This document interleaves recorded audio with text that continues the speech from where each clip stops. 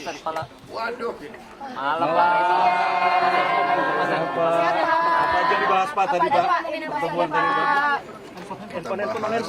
Handphone, aduh, Mario. Rahasia dong Pak. Tadi ngapain aja Pak? Mario. Saya cerita baru keliling dari luar negeri. Ya, beliau juga mengikuti rupanya ya. Ya, saya ceritakan terobosan-terobosan yang kita dapat kemarin terutama dengan Uni Eropa ya. 10 tahun perundingan akhirnya tembus. Kemudian saya ceritakan pertemuan-pertemuan di Brazil, BRICS, kemudian juga pembicaraan di Prancis, di London saya ketemu dengan beberapa pejabat, dan dengan Presiden Trump. Ya alhamdulillah dapat hasil-hasil yang lumayan, yang cukup bagus. Saya juga mampir di Belarus, mereka punya potash. Mereka butuh karet kita, mereka butuh banyak komoditas kita. Dan ternyata harga coklat dunia lagi sangat tinggi.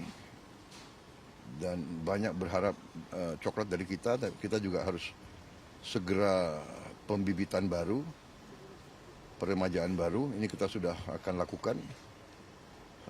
Karena ternyata harga coklat naiknya sangat signifikan di dunia karena rupanya di Amerika Latin dan di Afrika mungkin ada wabah yang merusak banyak pohon-pohon coklat di Amerika Latin dan di Afrika. Saya kira itu yang saya ceritakan ya.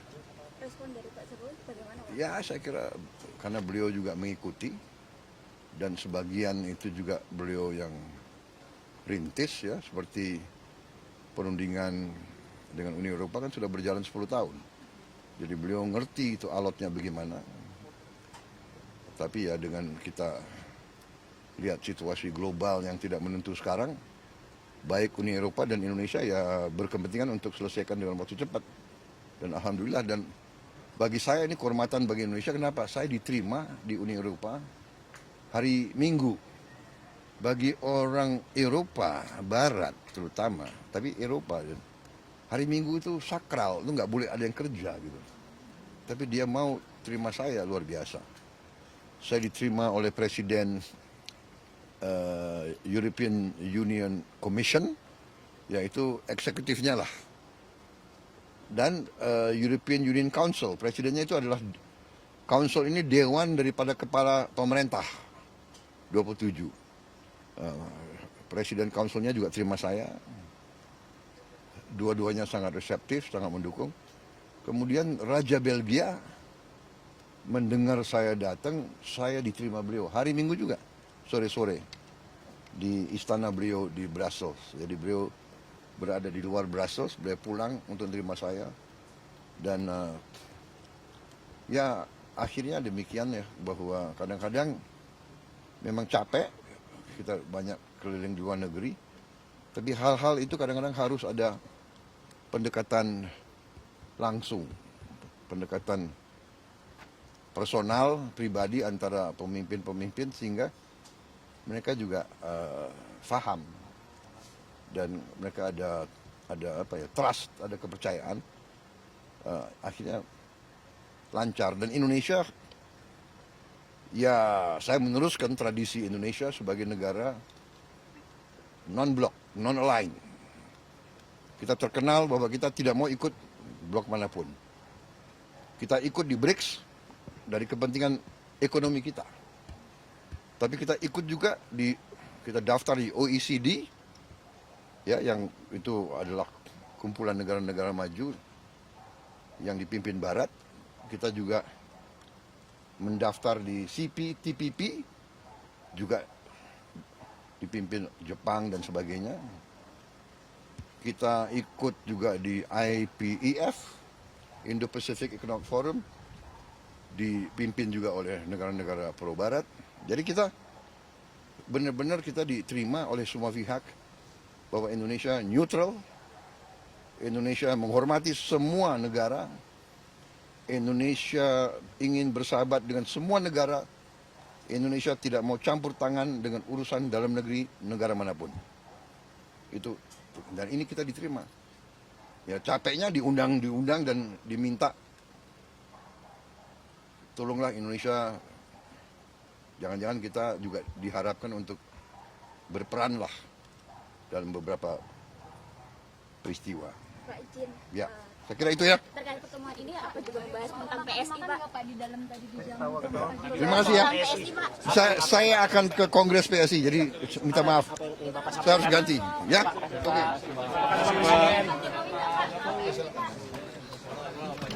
Jangan di guys. Mas Gibran, Pak Jokowi. Pak Jokowi.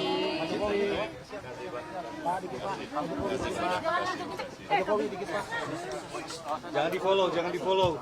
Kumpul di sini lagi.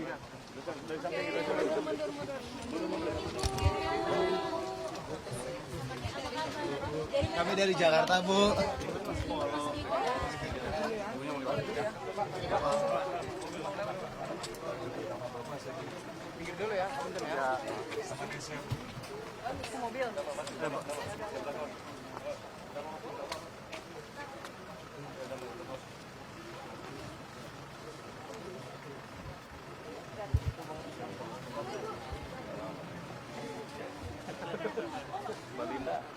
Balinda, ayo.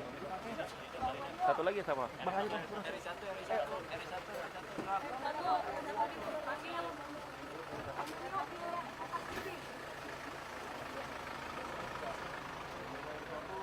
Arbida dimatiin tidak?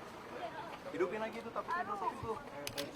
Baris rapi aja udah. Sini ke kanan nih, sini. Jangan di depan aja, depan pagar. Sini oke, sini lagi. Mario. Siap. Udah, Ri. Maju sedikit Pak, boleh Pak.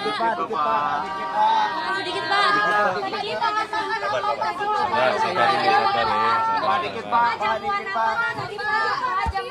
Pas dikit. Tadi ngobrol sama aja Pak sampai Mundur. sedikit Pak. Putus kabelnya, Bang. Ya, seperti yang sudah disampaikan oleh beliau, Bapak Presiden Prabowo, beliau cerita mengenai kesepakatan kita dengan Uni Eropa di EU-SEPA, kemudian juga beliau menyampaikan mengenai negosiasi tarif dengan Presiden Trump. Saya kira ini dua hal yang sangat bagus sekali karena yang namanya perundingan Indonesia di EU-SEPA itu sudah berjalan 10 tahun dan sangat alot sekali. Dan beliau dengan kepiawaiannya, dengan pendekatan personalnya, akhirnya kesepakatan itu terjadi dan sudah ditandatangani. Sehingga nanti perdagangan betul-betul dengan tarif 0%. Ini akan memberikan daya saing yang baik pada produk-produk Indonesia untuk masuk ke Uni Eropa. Sangat bagus. Kemudian yang kedua juga, ini pendekatan personal lagi.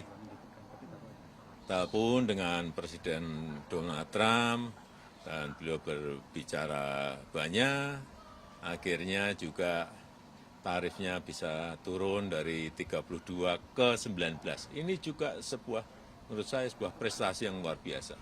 19 itu masuk terendah di ASEAN. Sehingga sekali lagi nanti competitiveness kita, daya saing kita akan menjadi sangat bagus. Produk-produk Indonesia, baik ke Uni Eropa, ke Amerika, dan ke negara-negara lain. Pak, berarti ini kebijakan yang baik dalam negosiasi ini, Pak. Kebijakan yang baik. Sampai ada ketawa-ketawa, Pak. Ketawain, Pak. Ya, cerita ketemu tadi dengan Presiden Trump, kan ada hal-hal yang disampaikan juga Pak, melihat yang kinerja- lucu.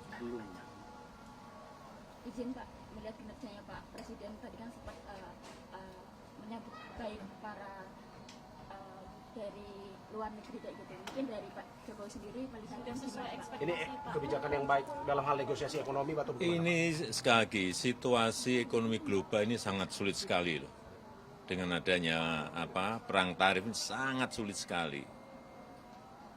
Sehingga growth pertumbuhan ekonomi global menjadi turun secara global. Dan itu menyulitkan semua negara. Kalau kita dalam bernegosiasi bisa lebih awal, ini kan kita paling awal. Dapatnya 19%, ini kan bagus sekali.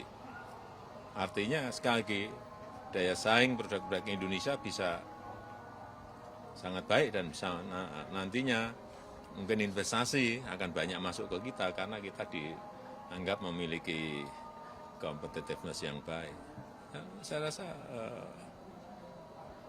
dua hal besar itu yang harus kita berikan apresiasi, acung jempol, dan semuanya diselesaikan langsung oleh Bapak Presiden Prabowo. Sangat bagus. Artinya ini sudah sesuai ekspektasi Pak Jokowi untuk pemerintahan Pak. Ya kalau dilihat angka-angka kan, kalau saya melihatnya di approval rating aja lah, masih sangat tinggi banget. Ya artinya masyarakat memberikan apresiasi, masyarakat memberikan penghargaan lewat angka di approval rating. Saya rasa bagus. Penegasan Pak, apakah senang dengan kinerjanya Pak Presiden selama ini Pak? Penegasan, apakah senang dengan kinerjanya Pak Presiden?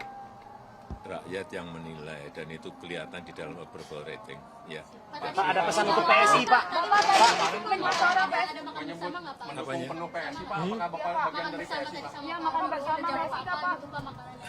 Pak Nyun Sewu, Pak. Pak, Sudah ini masuk PSI, Pak. Sudah jadi Kader PSI nggak Pak? Hah? Bapak sudah kader PSI. kemarin bilang sebut dukung penuh Punya KPA nggak Pak? kerja keras. Iya Pak. Tanyakan aja ke PSI. Tapi kalau diminta akan masuk, Pak. Kalau diminta akan masuk, Pak. Diminta tanyakan ke PSI. Keras untuk PSI itu gimana Pak artinya? Apanya? Bentuk dukungannya apa Pak? Dukungan. Katanya mau bekerja keras untuk PSI, bentuk dukungannya seperti apa? Ya pendukungan penuh, Apakah sudah ada KPA? dukung penuh. Jelas kan, dukung penuh kan jelas. Full mendukung. Artinya full penuh memberikan dukungan. Kalau full mendukung artinya ya harus bekerja keras. Tapi Pak, kalau diminta, Pak, Kalau menjadi dewan pembina, kalau menjadi dewan pembina apakah Bapak? Ditanyakan ke PSI. Pak, kalau diminta partai lain untuk bekerja juga gimana, Pak? Kalau diminta bekerja oleh partai lain juga, Pak. Wah ya saya bekerja ya semua kalau minta saya Sudah bekerja. diminta Mas Kaisang belum Pak? Gimana? Untuk bergabung ke PSI? Belum. Tawaran dari dewan pembina dari Mas Kaisang? Tanyakan ke PSI. Pak, kemarin kan Pak Adi bilang Pak Jokowi bisa di depan dan di belakang. Posisinya Pak Jokowi sekarang di mana Pak? Apa? Bisa memantau di depan dan di belakang. Posisinya Pak Jokowi Memantau sekarang apa?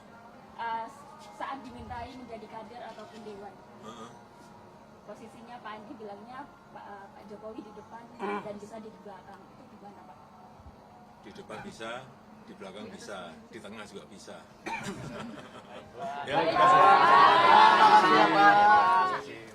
Jelajahi cara baru mendapatkan informasi. Download Metro TV Extend sekarang.